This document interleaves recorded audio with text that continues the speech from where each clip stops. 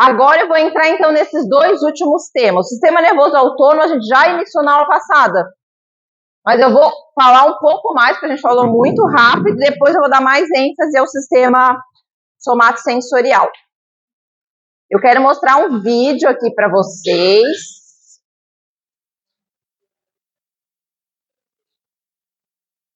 Mostrando uma visão geral do sistema autônomo. Qual que é a função do sistema autônomo? A gente já falou na aula passada.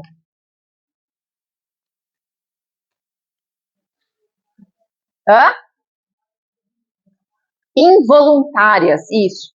É uma grande característica do sistema autônomo. Ele é responsável por funções biológicas vitais involuntárias que o teu corpo biológico precisa exercer. Exemplos.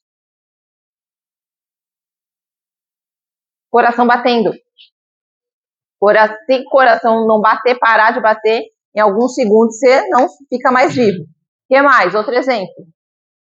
Respiração, tá? Outro exemplo. O sistema autônomo está por trás desse controle, dessa função. Lembra, gente?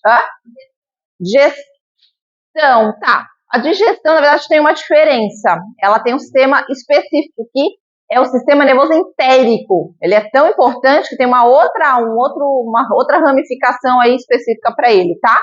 A gente não vai falar especificamente, mas vai trazer alguns pontos aqui.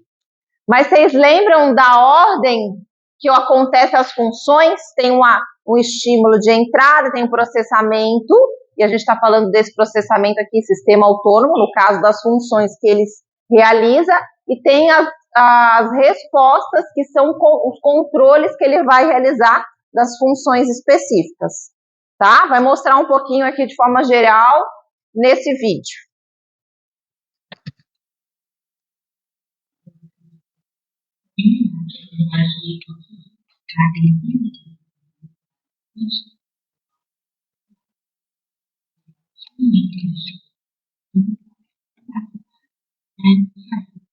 Ó, tem dois subtipos que se subdividem dentro do sistema autônomo. O sistema simpático e parasimpático. Os dois são sistema autônomo.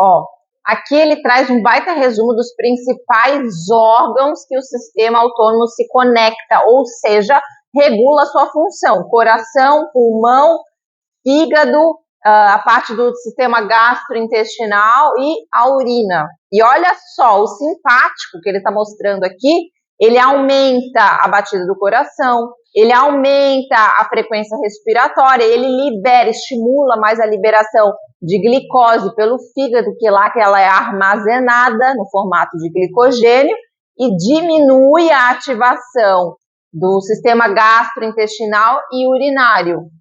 Agora, o parasimpático, que ele vai mostrar logo em seguida, ele tem um efeito antagônico, contrário, e que ajuda a equilibrar as funções de cada um desses órgãos aqui, a qual ele se conecta e regula.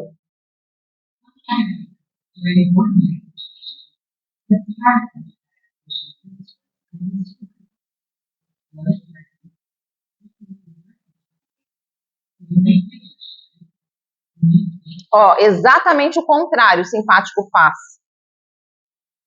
Ou seja, se eu tenho o meu simpático ativando o coração, vai acontecer o que com a frequência cardíaca? Vai aumentar. Naturalmente e obrigatoriamente, o teu parasimpático nesse instante estará diminuído no coração. Imaginem assim, você está dirigindo o carro, você apertar o acelerador e o freio ao mesmo tempo. O que aconteceria? Nem vai funcionar, né? Mas vamos supor que ele ficaria parado. Ele é dramático aqui, fica parado. Não acontece nada. Então, aqui as forças, elas são sempre contrárias e complementares. Se eu aumento, pensando num órgão efetor, tá? É importante entender isso. Se eu aumento o estímulo do meu simpático no coração, naquele instante o parasimpático está diminuído. Senão ia dar uma resultante zero, ou seja, zero efeito. Mas não significa, olha essa imagem aqui, se o meu coração está ativado, ou seja, o simpático está ativo, o meu parasimpático, no mesmo instante, pode estar ativo na bexiga. No mesmo instante. No coração, o parasimpático está desligado e o simpático ativo, ligado. No mesmo instante, a bexiga está ligado o parasimpático e desligado o simpático.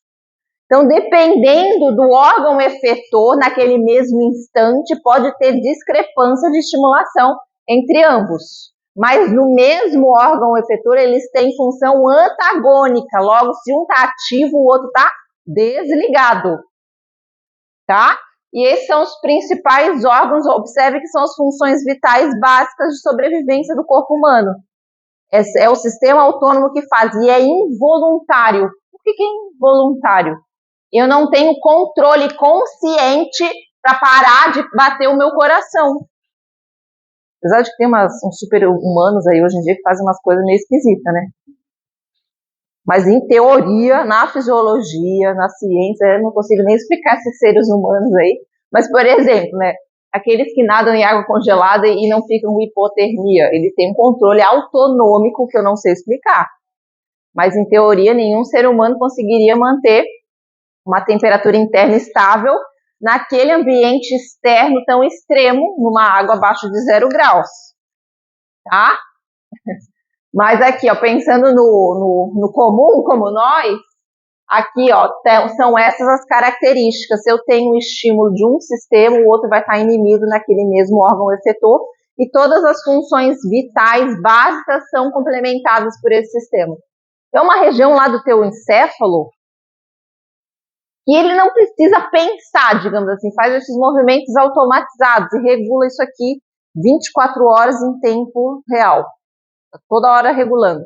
Precisa ter um espaço no teu encéfalo específico para cuidar disso aqui, porque sem isso aqui, teu corpo biológico morre, sem isso aqui ativo.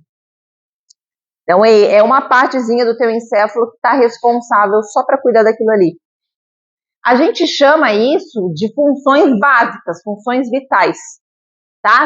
Tem outras funções que são mais complexas que o teu sistema nervoso executa, são outras regiões do sistema nervoso que executam. Como a linguagem, eu até trouxe esse exemplo. A linguagem é um grande exemplo de uma função extremamente complexa para o teu sistema nervoso, extremamente. Tá? Vou continuar aqui.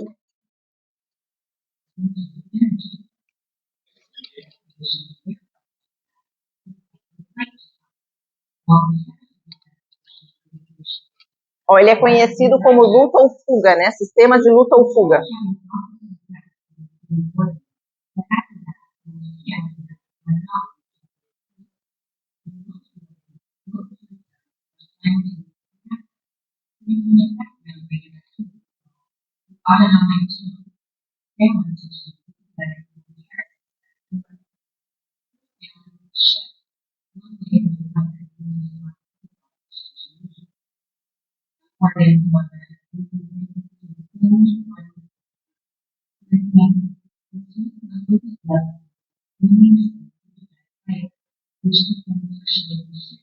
Aqui ele está mostrando uma conexão do sistema simpático com o sistema cardiovascular. Aqui é uma parte do sistema cardiovascular, que é o vaso sanguíneo. O vaso sanguíneo ele só é inervado pelo sistema simpático. Não tem controle por parasimpático. Qual é a função do simpático aqui no vaso sanguíneo? Contrair, tem um músculo liso ali. Ele vai contrair, diminuir o diâmetro, o tamanho daquele vaso. Ou seja, vai passar menos sangue. E isso é um controle de pressão arterial, de pressão de sangue que passa por aquele vaso. Se ele aumenta, se ele diminui contraindo, ele pode relaxar à medida que ele desliga o estímulo simpático naquele vaso. É sempre esse raciocínio inverso aqui, tá?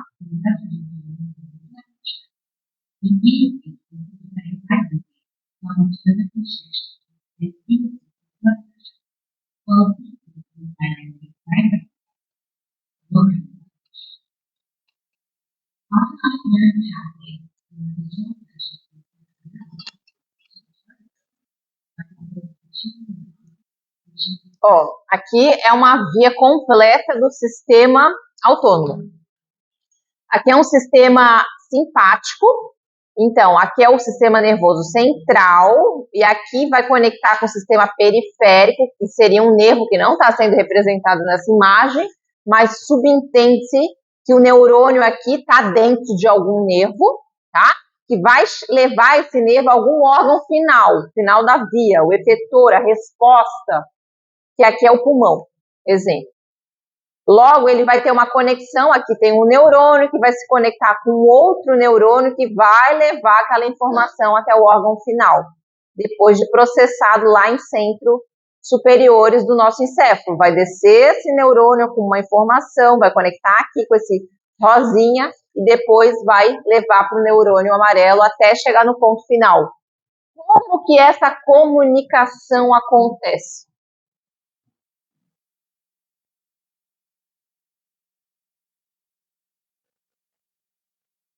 Pelos ventrículos? A gente nem falou sobre isso. Como que é a comunicação do sistema nervoso? É igual para qualquer sistema aqui. Aula passada. Neurotransmissores é o mensageiro que leva a mensagem. Qual que é a mensagem? A sinapse. A mensagem é o potencial de ação, que a gente acabou de representar aqui. Toda mensagem é transformada via potencial de ação, não importa qual a função que aquela mensagem vai levar. É assim que o teu sistema nervoso traduz qualquer movimento. Daí ela repassa através do neurotransmissor, que precisa ter a sinapse para se conectar próximo, que é isso aqui. Isso aqui é uma sinapse. Um neurônio próximo a outro. Aqui é um neurotransmissor, acetilcolina. Isso aqui é a abreviação da acetilcolina, que vai ser liberada aqui neste neurônio. Tá? É só uma representação, para eu já falar mais. Ó, gânglio autonômico. E aqui ele vai mostrar toda a via simpática e parasimpática para esses órgãos efetores, são os órgãos finais.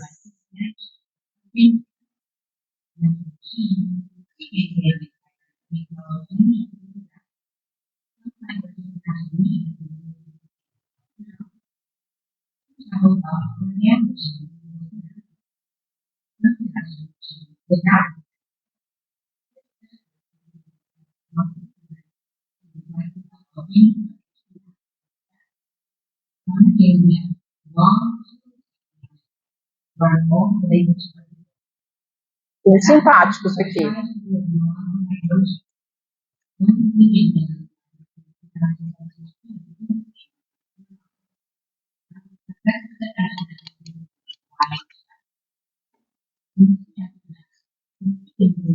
Do outro lado, parasimpático.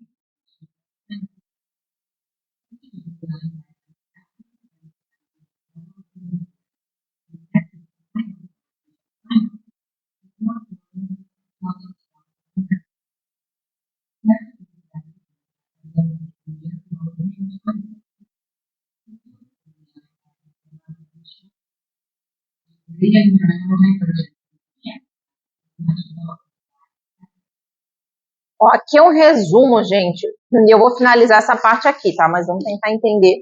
É um resumo de todas as conexões que acontecem nos dois sistemas, simpático e parasimpático. Todos os dois sistemas inervam os mesmos órgãos, mas eles têm funções antagônicas, certo? Um aumenta, outro diminui, e vice-versa. Daí, para cada órgão, uma especificidade.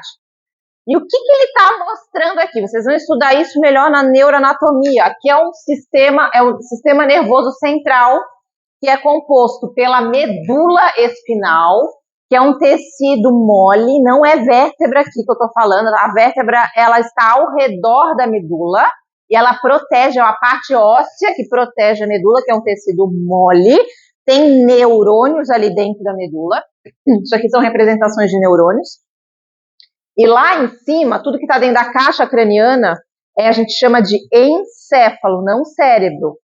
Tá? Existe uma tradução errada, brain em inglês, mas em português a tradução de brain é encéfalo. Tá? E o que ele está mostrando aqui? Existem pontos de sinapse. Isso aqui é o corpo celular de um neurônio. Onde tem sinapse, onde tem corpo celular, conectando com algum axônio. É claro que aqui está suprimindo um monte de informação, porque senão ia ficar uma confusão, tá? Porque a gente tem bilhões de neurônios, a gente já falou sobre isso, não tem como mostrar os bilhões aqui na mesma imagem. Então só está mostrando aqueles que pertencem especificamente a esses dois sistemas aqui. O parasimpático, o neurônio pré-ganglionar, a gente chama assim, os neurônios do sistema nervoso autônomo, tem pré-ganglionar e pós-ganglionar, porque existe um gânglio que fica entre esses dois tipos de neurônio, que estão em conjunto levando a informação até o efetor, que é o órgão final. Aqui são vários exemplos desses órgãos. Então aqui, ó, no parasimpático, esses neurônios pré-ganglionares se conectam, aqui é um novo neurônio. O gânglio, no caso do parasimpático, está conectado diretamente ao órgão efetor. O simpático não acontece isso. Existe um neurônio pré-ganglionar e os gânglios, e aqui são gânglios lá na prática, eu não sei se dá para ver os gânglios perfeitamente naquelas peças, porque eles são um pouco mais abaulados e ficam muitas vezes próximos, no caso do simpático, próximos da medula espinal, tá? Como está essa representação aqui. E aqui, ó, outras conexões com neurônios pós-ganglionares até chegar no órgão final. A organização entre os dois é um pouco diferente. O gânglio, o neurônio final pós-ganglionar é mais distante do órgão e o outro pós-ganglionar é mais próximo do órgão final. Mas a mensagem vai chegar igual, tá? Só essa organização neurofisiológica é que é diferente. E aqui tem alguns neurotransmissores que são liberados nessas sinapses. Aqui tem sinapses acontecendo. E é importante a gente entender isso, porque eu acho que não está parecendo que está claro aqui. O potencial de ação, lembra que ele tem uma característica, qual que é? Depois que ele começa, tem como interrompê-lo? Não. Hã? Não para. É a característica do tudo ou nada. Agora, se eu tenho sinapse, já não é mais só o potencial de ação que está ativo. Ele é dependente da liberação de um neurotransmissor daquela sinapse. Ou seja, daí sim pode ser interrompido esse sinal. Naquela mesma célula, naquele mesmo neurônio, que é a célula que a gente está falando aqui, se gera potencial de ação, obrigatoriamente vai chegar até o ponto final do neurônio.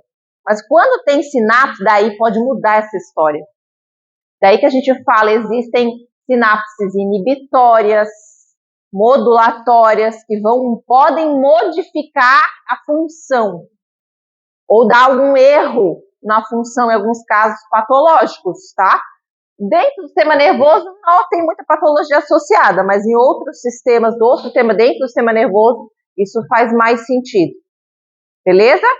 Então aqui a gente tem um neurônio só, obrigatoriamente a resposta vai chegar até aqui, até chegar a sinapse. É para continuar a sinapse através da liberação, a não ser que tenha algo interrompendo, algum outro neurônio interrompendo esse sinal, inibindo esse sinal, cortando esse sinal. Daí é possível de acontecer alguma modulação. E é um pouco disso que acontece, ó. Pensando lá no coração, a gente tem inervação parasimpática e inervação simpática. Os dois estão chegando lá. Um vai ser ativo, uma inervação, no caso, em algumas situações, o coração vai estar com a inervação ativa e o outro vai ser inibido. Por exemplo, um exemplo onde eu tenho ativação simpática e parasimpática no coração. Um exemplo funcional do dia a dia aí. Eu fiz na aula passada. Exercício físico é um grande exemplo. Quando você está movimentando o seu corpo, você vai estar com o simpático ativo lá no coração e o parasimpático inibido. Tá? Agora eu tô lá, deitadona, pós-almoço, tirando aquela sonequinha, a gente já com sono. Como que vai estar o estímulo no meu coração? Qual que está mais ativo, simpático ou parasimpático? Parasimpático. É o contrário. Tá? E isso para todos os órgãos que estão mostrados ali. Beleza? Então essas funções só acontecem porque tem esse sistema que está lá controlando tudo. Hora aumentando, hora diminuindo a função de cada um daqueles órgãos. A gente vai falar, gente, sobre todos esses órgãos, eles estão incluídos em outros sistemas que a gente vai desenvolver mais à frente. Por exemplo, o coração, ele faz parte de qual sistema? Cardiovascular, tá? O pulmão faz parte de qual sistema? Respiratório. Então, quando a gente falar desse sistema lá na frente, a gente vai abordar esses órgãos aqui, as funções que ele exerce. Agora precisa saber exatamente qual é a função. Pode ter uma visão mais geral mesmo, tá? Beleza? Sistema autônomo.